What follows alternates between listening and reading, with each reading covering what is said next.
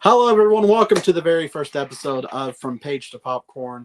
I am one of your hosts, Joe Monroe. You all know me from the Joe Monroe Show, which is a wrestling page, but now I'm coming as a film buff. I love wrestling and film, and I brought with me my Miss Elizabeth, my wife, Libby, who is a book talker and a bookworm, and as you can see, has over 500 books. So, So she looks very excited, very colorful with her hair. And as you can guess from the attire, we're going to be talking about Jurassic Park, which, believe it or not many people know is a book. That kind of shocks me, because it says at the beginning, based on the novel by Michael Crichton, but whatever. Yeah, literally. One of the WSM members, I'm not going to call him out on it, but he's like, that's a book. After all these years. I don't think people realize how much, or how many of their movies and TV shows are actually based off books. Mm-hmm. Yeah. There's a lot, which is why we wanted to start this, because I think that's a conversation me and you had. I wonder if people know that. There's another movie we're going to be talking about in the next, I guess, this season. We'll do it by season. That everybody knows it's a film, but don't know it's a book. I'll just drop that out. No, it's not Jurassic Park. And no, the next episode is actually going to be Lost World. That was the actual sequel to this book. And we're going to do that next. But we're going to talk about the very first Jurassic Park, which, speaking of the Lost World film, the opening, one of the openings, I should say, of the book is actually not only someone getting attacked, which that set up a little different from the film, because as fans of the film will know, whenever the scene first opens up, they're actually on Isla Nublar, and an accident happens at the raptor cage, and we actually see this guy getting eaten alive. Mm-hmm. And but the book is different. Yeah, that scene in the book, we don't get the whole attack. We get the hospital visit after. Yeah. Yeah, that's it. Now, I wish they would have included. That's one thing I wish they would have included. In what? I wish the opening would have stayed the same. Yeah. But we're going to talk about the film and book of Lost World the next episode. But we kind of see this with the Jurassic Park film franchise. They take little pieces from each book and add it to later movies. Such as a scene, one of your favorite scenes from the book that was put in the recent Jurassic World film. But later on, and kind of sort of in the start of the book, is where we see the girl getting eaten by, bitten by compies and stuff. Mm-hmm. Yeah, that's kind of like the hard part about talking about the Jurassic Park books is the movies are just like little bits and pieces of each book. Reading it, you can visualize the scene that is not even in the first movie. It's in the newest one, or there will be a scene in, I think it was the third one that was really similar to a scene in the book. Oh yeah. Yep. So, but there's huge differences. The Dodgson thing's way different. Dodgson's mentioned more often in the book. The setup with him and Dennis is not Dodgson. We got Dodgson here. No, that didn't happen. See, nobody cares. Hey, I care. That's one of my favorite scenes. Yeah, but you like my nod? Yeah, I liked your little nod. Thanks. Literally little nod because she's only 4'8". Love you. It's so funny. I try to be. But yeah, that whole setup's completely different. Just the structure of it. Let's talk about character bases, mainly Grant, because Grant in the film is like, I don't like kids, I don't want kids, I don't even want to deal with kids. Versus the book, it's like a complete 180. Yeah. Well, movie Grant, you get the vibe that he does not want to be there, period. On top of I don't like kids, blah blah blah. But book Grant is actually intrigued by what all he sees, and he's the one to reach out to the kids and try to interact with him the most.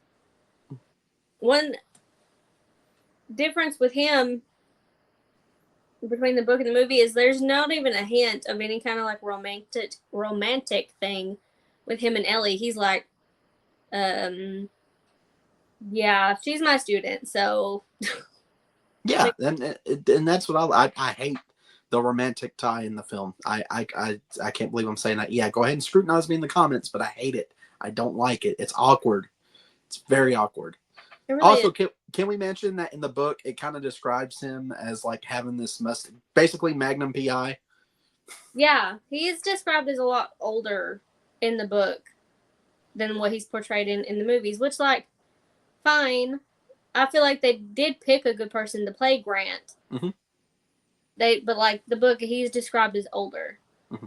Now, when they first go to the park, they see brachiosauruses, which is debated still if it's an actual dinosaur or not. But in the book, isn't it apatosauruses that they see? Apatosaur, yeah. Apatosaur, whatever. Where's our son when we need him? He'd correct me on this. I was about to say, don't make me go get Gavin. He will correct you every time. Yeah. So backstory about our son: since he was like 2, he knew scientific names of dinosaurs. Thanks, Dino Dan. We appreciate that. But oh, you want to tell him about whenever he's like 6 or 7 months old? The first time he watched it, I was holding him. Oh. I realized he was paying attention. I thought he had fell asleep in my arms, and I had Jurassic Park playing. And I'm not even paying attention to the movie at this point. It's just like background noise. It gets to the scene where the T-Rex eats Gennaro. He started full belly laughing. I was like, okay. Should we be concerned? Yeah, I was like, that. Probably going to say a lot later. He still laughs at that. But and there's another person that's different from the movie and the book. Gennaro's like this well-fit, married lawyer, and in the book, he's like a mixture of the lawyer and a character in the book. What's his name? I can't remember it off the top of my head. You said that backwards. Oh, did I get that backwards? Yeah, in the movie, it's just him, and he's like middle-aged, doesn't hint at like any kind of family life or whatever. But in the book, he's like a decent-looking guy, wife, kids. But he plays a way more active role. I can't think of the name of the other guy either. But he's pretty much Gennaro in the movie. Like, we need to make sure this stays. However, Regis. Yep. Regis. Ed Regis. Ah, that's his name. Yeah. It took us a minute. Yeah, just a minute. Don't judge us, people. We're getting old, okay? Yeah. Judging how old this movie is, yeah, we're getting old. But yeah,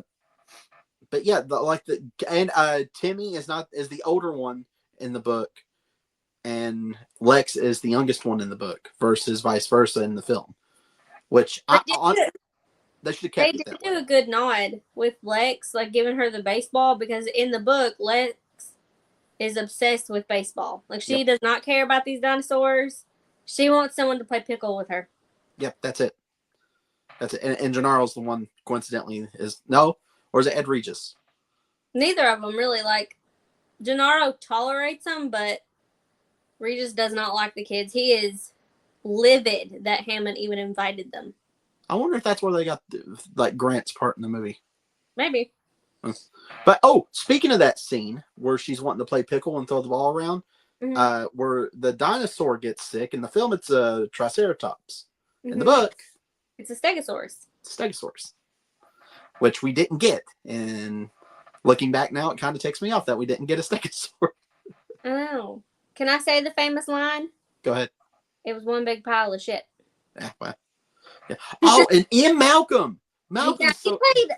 He does not have that big a role in the book. No. Like, he really, if you think about it, he doesn't have that big a role in the movie either, because most of it he is, like, sexually spread out on the table with his chest exposed. But in the book, it's mostly, like, incoherent ramblings because he's got a fever that's making him delirious. Yeah. But we, but like his characteristics is just a little different too. But honestly, I think that's more of Jeff Goldblum being Jeff Goldblum.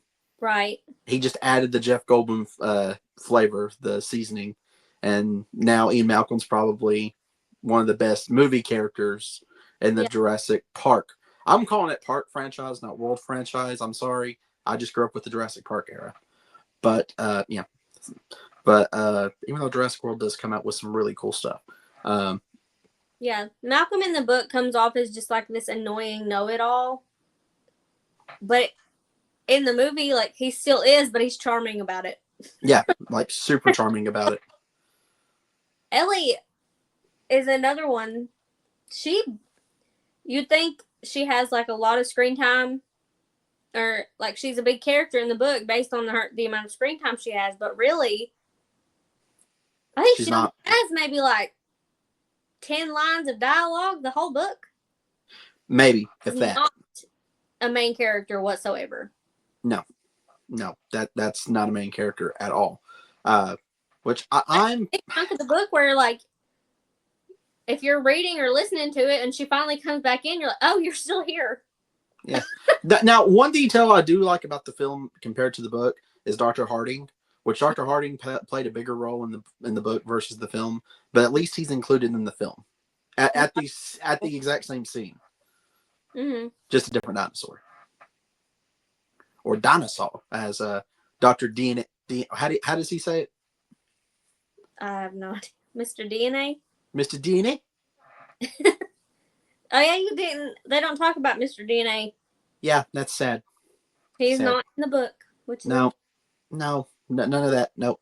The book and with the raptors is different too. Like there's more raptors versus what's in the film. Ooh, can I tell you my favorite Malcolm scene in the book? What? I love whenever they first get there and they realize there's raptors and they're watching them and then they attack the fence. Mm-hmm. And they're just like, oh my gosh, those things were attacking the fence. They're just in awe about what they just saw. I think it was Ellie, Grant, Timmy, and Malcolm. They're all standing there watching them. And they're just like amazed at what they saw. And Malcolm just is like, so we're not going to talk about the fact that they were hunting us, which means they have learned humans are prey, which is a learned behavior in animals. And then Chaos. he mic drops and walks away. Chaos theory. Yeah, he does. He's just like slowly walking them through the realization that they just showed learned behavior that humans are easy prey. Yeah, and then he just casually walks away. He's like, this whole book and film franchise can be avoided. Hello. That is my favorite Malcolm scene in the whole book. He's just like, yeah, that's learned behavior. Okay, bye. Yeah. Well, another thing is everything with Nedry is kind of sort of the same, except for two scenes: the meeting with Dodgson scene, and his death scene. Now, let's talk about that. Yeah, the death scene's like way more graphic versus what he ended up getting in the book or film. Listen, if they'd actually stuck to the book, Jurassic Park would be a horror movie. It would be a hard R horror film. Like, do you want to talk about the differences in those scenes? Yeah, like that's well, yeah. Let's go ahead and let's talk about that one because that's one of the biggest ones. I know there's like an animation thing on YouTube people can watch, and I'll try to find it and put it in the description because we're recording this, but on the release I'll try to find that YouTube creator. But yeah, like the Dilophosaurus are not small. They're actually to the corrected size as what they were in real life. Yeah, which were about a little bit bigger than the Velociraptor in the films. I honestly probably bigger. A little bit bigger than that. Yeah, and the way they hunt him is I'll let you describe it because you love describing it for some odd reason. It's just super creepy. Like, I really hope you can find that animation because it's like looking out into the dark and just seeing the glow of two eyes. And then you just, all he doesn't see them except for a few times, but he hears them, and then he gets blinded, and they're eating him alive. Yeah, literally. Like, there's one scene where he's like, I feel something hot on my feet, and he realizes it's his intestines because they've split his stomach open. Mm-hmm. And then like they crush his skull with their jaws, like slowly, and he like feels it. It is extremely graphic. Very graphic. And the T-Rex scene is a little bit different too. The baby T-Rex is in the first book. Yes, the baby T-Rex. Second one. Yeah, the baby T-Rex. Yeah, there's another big difference. The baby T-Rex is actually the one, if I'm not mistaken, eats Ed Regis, right? It is, and that scene is really eerie in itself because it plays with him. Yeah.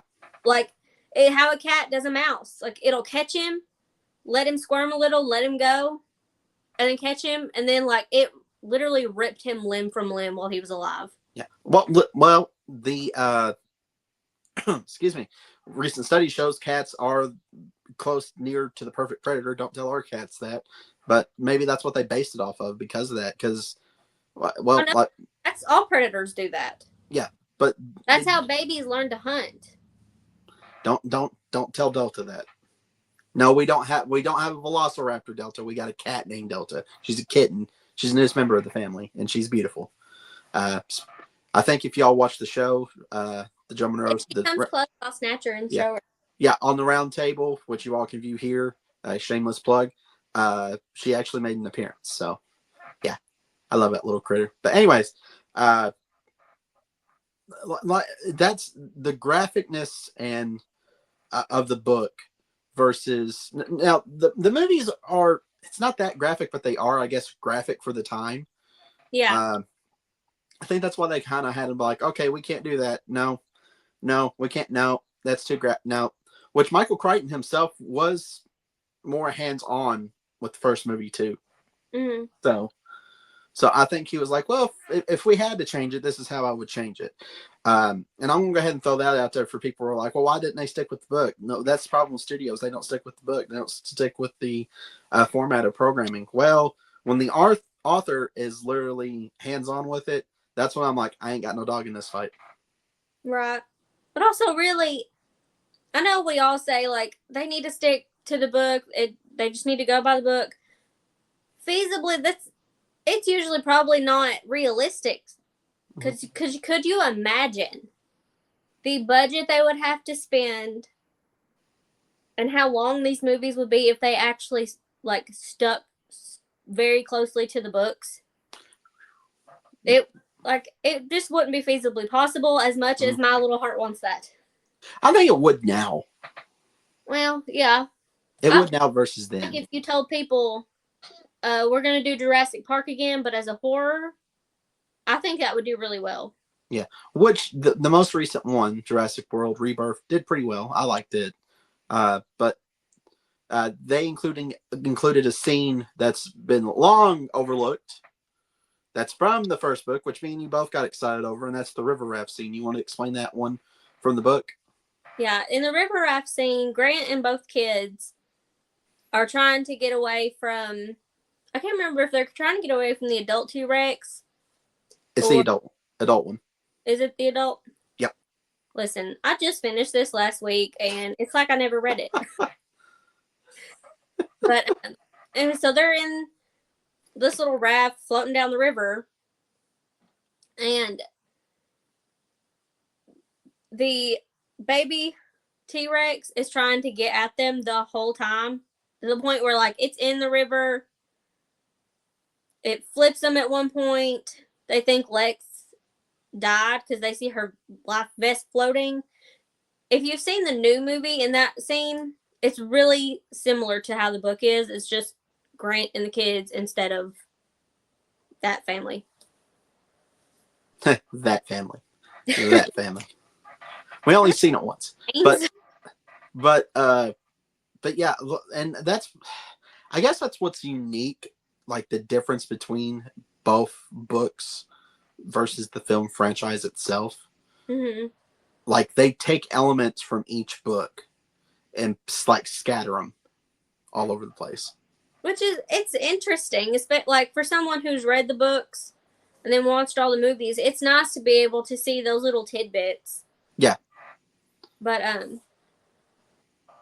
the book opens differently because in the movie we get them looking for the amber, then we get Grant digging, and that's how the movie opens. But in the book opens with, like Joe said, the little girl and the compies. So, but before the book even starts, before like any of the main characters are introduced, we know these animals have got off the island. And there's like evidence everywhere. One of the like most shocking scenes to people who watch the movie then read the book is the compy scene at the beginning with the baby. Yeah, that's another graphic. Yeah. We don't get that in a movie yet. Don't say but that we may not get it later on, but yeah, that was pretty what was the they had a name for it. It was basically like their boogeyman in a way. In Costa Rica. I can't remember it. They just kept calling it the raptor, but they weren't talking like a bird of prey. They were talking as in like a bad omen. Yeah, like this cryptid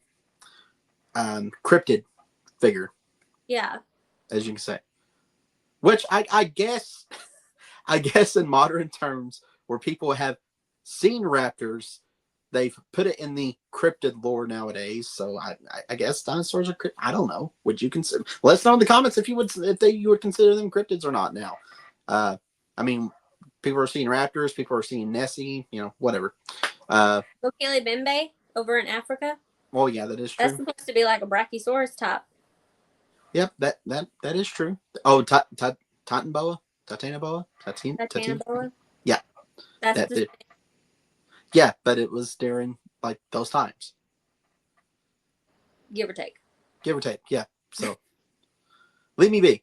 But let's go ahead. Let's get the elephant, not the little elephant, but the elephant out of the room. John Hammond is an asshole in the book. Yeah, he is not like a little wholesome grandpa who just wants to bring dinosaurs to the kids. He is a narcissistic, manipulative, anger issues. Your basic billionaire. Yeah, he's like any villain billionaire you've seen in a movie, that's John Hammond. Yeah. And it's weird. Like if you watch the movie first and go back, and if you feel, froggy enough to go back and reread the book, Godspeed on that aspect, because you're going to hate Hammond after that. But you're going to love what happens to him. It's kind of like karma comes back to bite him in the butt, or should I say compies come back to eat him, because that's exactly what happened. He slips and falls off, what was it, a pathway? I can't remember. He's on the way to his like private bungalow that he's built on the island. And the compies in the book are venomous. Mm-hmm. Kind of like how the Komodo dragon is nowadays. They'll bite and then like back off and wait for it to slowly wait for you to weaken, and then go in for the kill. Well, not really kill. They just peck at you to death. Yeah. Which is weird. Which compies wasn't introduced in the first movie, right? It was in the second movie. I don't know. I feel like they didn't mention them, but maybe not a lot. Yeah, but you don't see them though. No. There's a lot of dinosaurs that were in the book that didn't make the movie. Oh yeah, there's tons, like way too many to even try. Yeah, I was like, maybe we can write them down. Which she's got the book behind her that goes off the list, but yeah, she got a special edition book. Yep. It's scaly, like a dinosaur, even though they're feathered. But yeah. But yeah, like that's Hammond is probably, if we can pick any biggest difference from book to film or page to popcorn in this instance, it's Hammond. Hammond's way different. Also, there's apparently Malcolm ends up getting unalived in the book, but comes back for the second book, which we'll get into in the next episode. Yeah. I think it's one of those, he wanted to leave it as a cliffhanger, but he kind of like changed his mind last minute. Which luckily, personally, I'm happy he did it that way, because now you're like, hang on, wait, what? Also, He didn't sorry, succumb to his injuries? shaking. Timmy is on the table that my camera is sitting on. Yeah. And he keeps moving. No, not the kid Timmy from Jurassic Park, or cat Timmy. Poor guy's sick. But yeah, that's some of the biggest differences in the book. I'll go ahead and ask. Well, no, there's another big difference in the book too. Which one? Am I forgetting one? Muldoon. Oh yes, he's well, I mean, he still dies in the end, but he's a lot more active than what he is in the movie. Oh, and the Rockets. The Rockets, they basically napalm the island at the end of this one. Yep, the Costa Rican government does. And this, honestly, I'm sorry, but Wu in the book seems like an idiot. What are you talking about? Wu in the film seemed like an idiot. Well, no, I mean, Wu in the movie at least seemed like competent in the little time that he was on screen. But yet, Wu in the book plays a lot more, like he gets a lot more time. So you get like his thought process. And I'm sorry, what kind of geneticist or DNA expert or whatever doesn't look to see like the animals whose DNA he's using to fill the gaps? Mm-hmm. Why would you not look at their characteristics? Yeah, because even in the movie, it mentions, Mr. DNA in the movie even explains we take DNA from a frog, and that kind of sets that up for the explanation why they find eggs in the movie later on, the nest. Oh no, Wu in the book doesn't even know if they use DNA. He has to go back and look. Yeah, which is dumb. And then he's like, "Oh no! Oh no, Melanie! One. Oh no! Yeah, he just comes off as extremely incompetent in the book. It's like Hammond just picked the first one he saw that he could get for cheap. Exactly. Like that's how it comes off. Yeah. Well, Morden, some people still think like in the movies he's still alive. There's like a big fan theory about it. I personally don't agree with it, but yeah, Morden is way cooler in the book than in the movie. That should sell the book for you guys. But Liv, I want to ask you this question before we wrap up. Which one do you prefer, the book or the movie? That's hard. For nostalgia, I prefer the movie just because of, it's a classic. But in terms of content, I'm going with the book. I'm the film buff here, but I'm going to say I love the book a lot more. Mm-hmm. And yes, I audiobooked it before you guys even, troll me in the comments. Oh, he probably used audiobook. You're right, I did. Audio count as reading, and anybody who says otherwise can fight me. I will take out your shins so quick. And she's short enough to do so. Don't come from audiobooks, okay? But yeah, that's one of the biggest differences from Page to Popcorn. We will talk about The Lost World, Jurassic Park next episode, which I don't know when we're going to be able to record that one. Probably next couple of weeks. But if you enjoyed this first episode, let us know in the comments below, and we will see you next time. And if you have a book suggestion, let us know, or one of the ones that you want us to compare. Leave that in the comments too. Yeah, absolutely. But we will see you next time, y'all. Bye. Bye.